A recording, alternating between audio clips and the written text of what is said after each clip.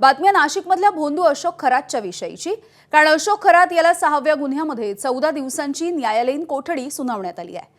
अशोक खरात याला न्यायालयीन कोठडीमध्ये धोका असल्याचा युक्तिवाद सरकारी वकिलांनी केलाय। भोंदू अशोक खरात याला आज 6व्या गुन्ह्याची पोलीस कोठडी संपल्यामुळे त्याला व्हीसीच्या माध्यमातून न्यायालयामध्ये हजर करण्यात आलं होतं। सरकारी पक्षाकडून अशोक खरातची पोलीस कोठडीचे हक्क राखून न्यायालयीन कोठडीची मागणी करण्यात आली।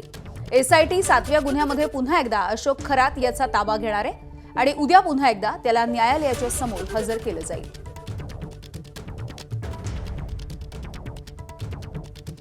तर भोंदू अशोक खरात याला साथ देणाऱ्या अधिकाऱ्यांना बडतर्फ करणार असल्याची माहिती महसूल मंत्री चंद्रशेखर बावनकुळेंनी दिली आहे। ज्या विभागाचे लोक या सगळ्या प्रकरणामध्ये सहभागी आहेत त्या सगळ्यांवरती आम्ही कारवाई करू असं चंद्रशेखर बावनकुळेंनी म्हटलंय। तसंच जमीन खरेदी करण्यामध्ये, जमीन लाटण्यामध्ये आणि आर्थिक व्यवहारामध्ये ज्यांचा पूर्णतः सहभाग दिसतोय त्याबाबत एसआयटी रिपोर्ट पाठवणार असल्याचं देखील बावनकुळेंनी म्हटलंय।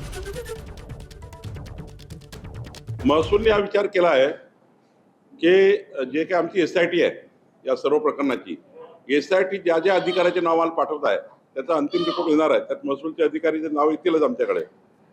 मी एकच सांगेल, हे लोक बडतर्फ होते, अशोक खरातना साथ देणारे, ज्यांनी पूर्ण इन्व्हॉल्वमेंट दिसतं आम्हाला जमिनी खरेदी करण्यात, जमिनी लाटण्यामध्ये, काही ठिकाणी त्या ठिकाणी व्यवहार करण्यामध्ये, आर्थिक व्यवहारामध्ये आम्ही सर्व तपासतो आहे, घाई करत नाही आहे।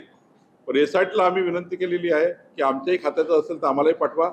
ज्या ज्या खात्याचे जे लोक आहेत त्यांच्याकडे तुम्ही आमचा रिपोर्ट पाठवा, आम्ही कारवाई करू। एबीपी माझा, उघडा डोळे बघा नीट।